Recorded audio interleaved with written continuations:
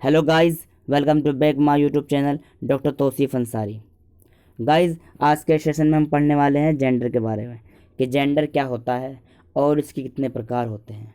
Guys, अब से पहले हमने जो सेशन पढ़ा था उसमें हमने पढ़ा था नाउन के बारे में कि नाउन क्या होता है और इसके कितने प्रकार होते हैं, कौन कौन से प्रकार होते हैं और उनको समझा था हमने।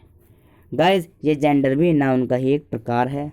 हम जेंडर को एज ए नाउन पढ़ेंगे। अब गाइस, जेंडर को निम्नलिखित 4 भागों में बांटा गया है, डिवाइड किया गया है। Number 1 masculine gender, number 2 feminine gender, number 3 neutral gender, number 4 common gender. तो चलिए गाइस, हम देखते हैं इनके प्रकारों को कि इनके प्रकार क्या क्या होते हैं, कौन कौन से होते हैं। गाइस, सबसे पहला जो टाइप है जेंडर का वो है मैस्कुलाइन जेंडर, नंबर 1। गाइस, जिस नाउन से पुरुष जाति का बोध होता है, हमें जिस नाउन से या जिस संज्ञा से ये मालूम हो, ये पता चले कि वह जाति जो है वो पुरुष की है, तो उसको ही हम पुल्लिंग यानी कि मैस्कुलाइन जेंडर कहते हैं। For example father, boy, man, horse, ox आदि। गाइज, ये सारे के सारे जो नाउन हैं, इन नाउन से हमें पता लग रहा है, ये मालूम पड़ रहा है कि सारे के सारे नाउन जो है वो पुल्लिंग है यानी कि पुरुष है। तो इसीलिए क्या हुआ, ये मैस्कुलाइन जेंडर हुआ। नेक्स्ट चलते हैं गाइज, नंबर 2 फेमिनाइन जेंडर।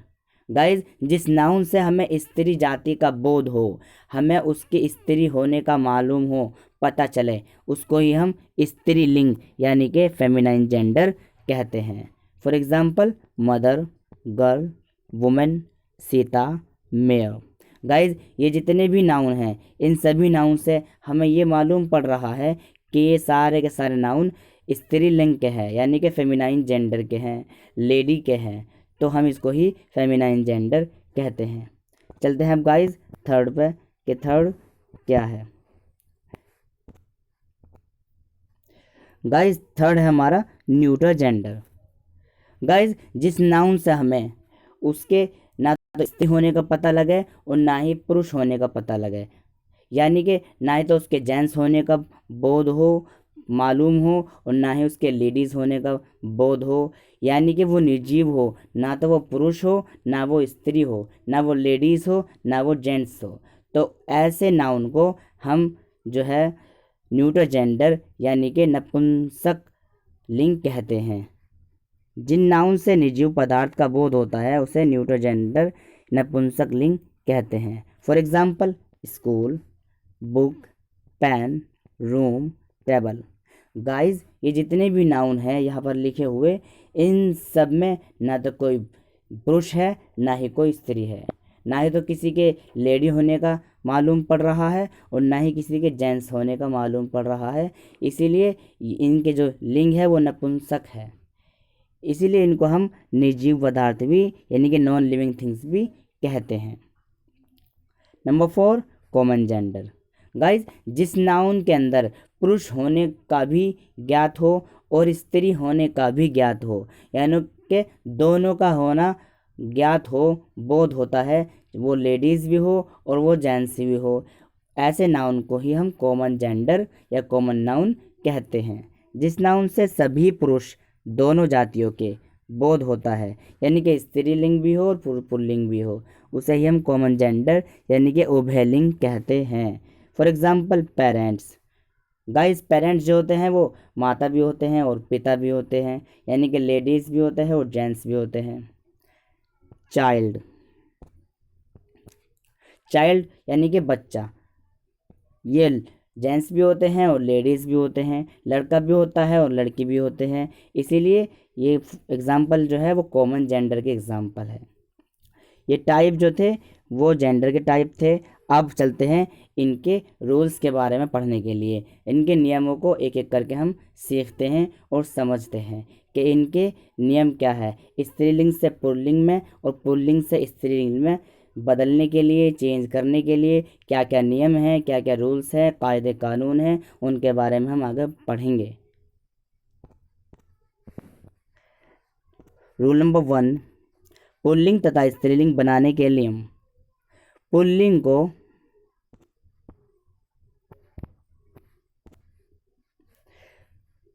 को बिल्कुल बदल कर लिंग परिवर्तन किया जा सकता है।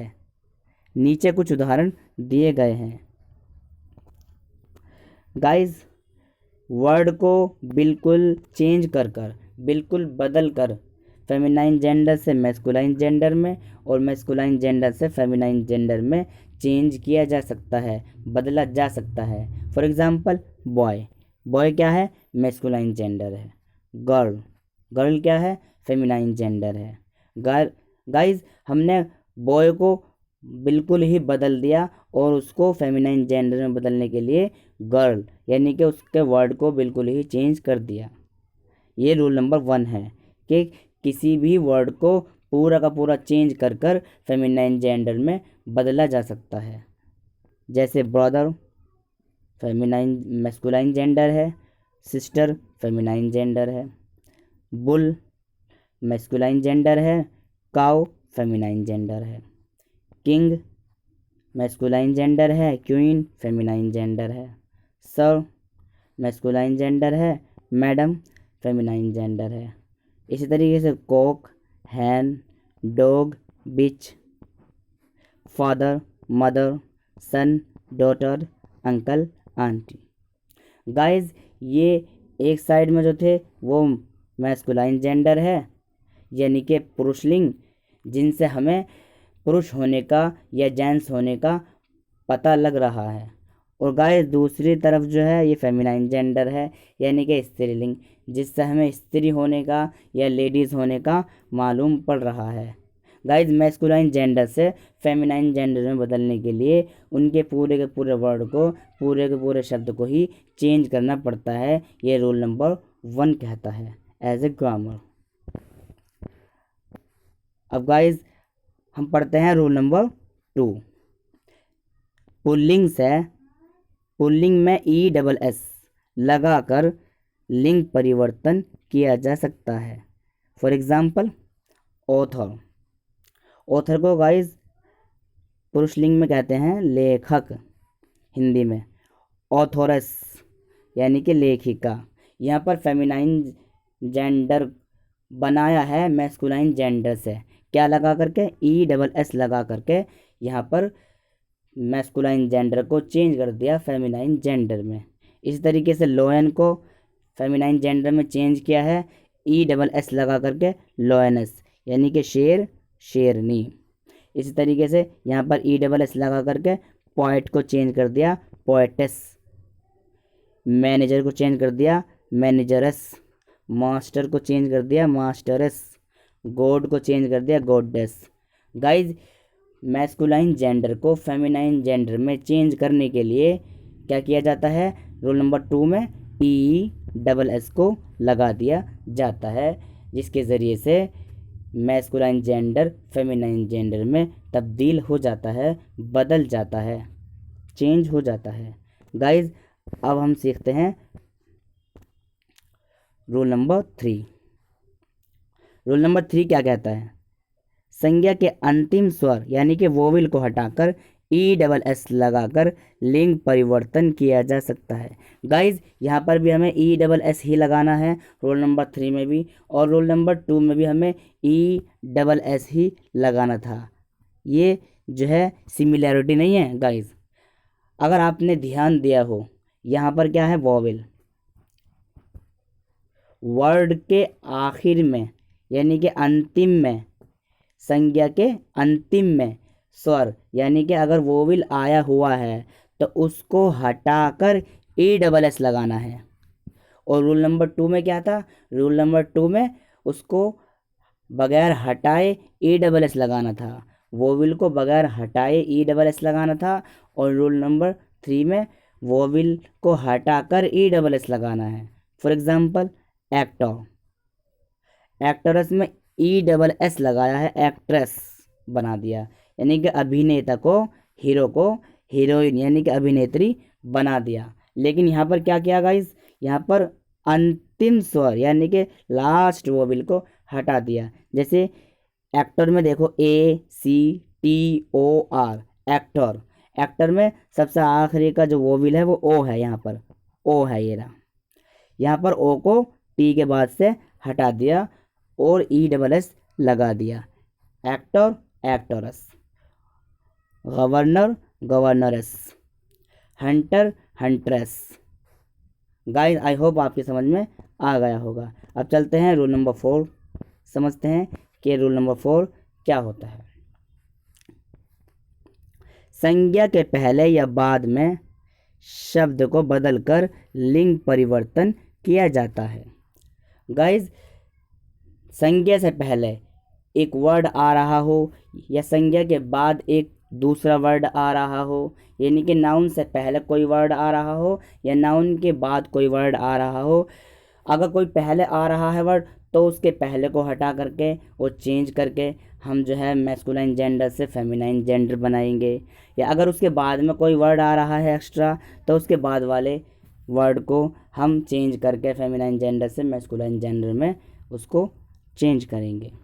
फॉर एग्ज़ाम्पल ग्रैंडफादर, यहाँ पर grand plus father.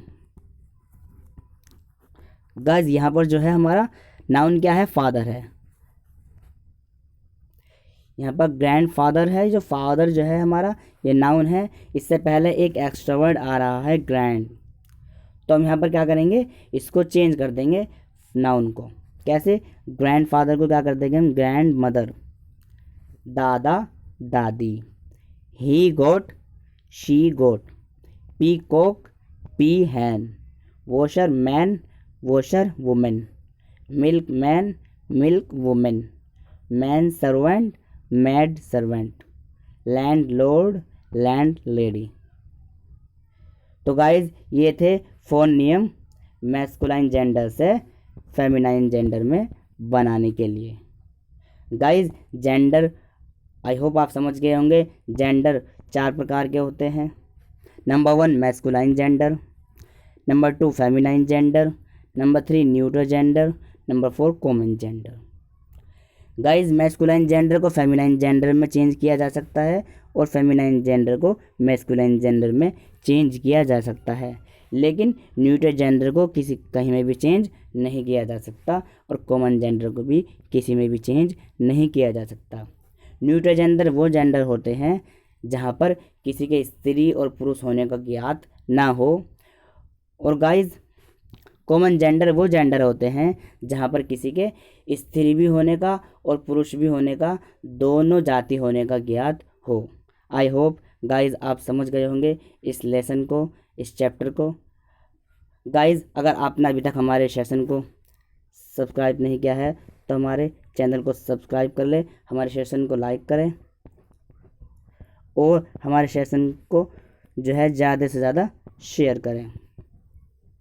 Thank you for watching my YouTube channel and my videos and my session of today.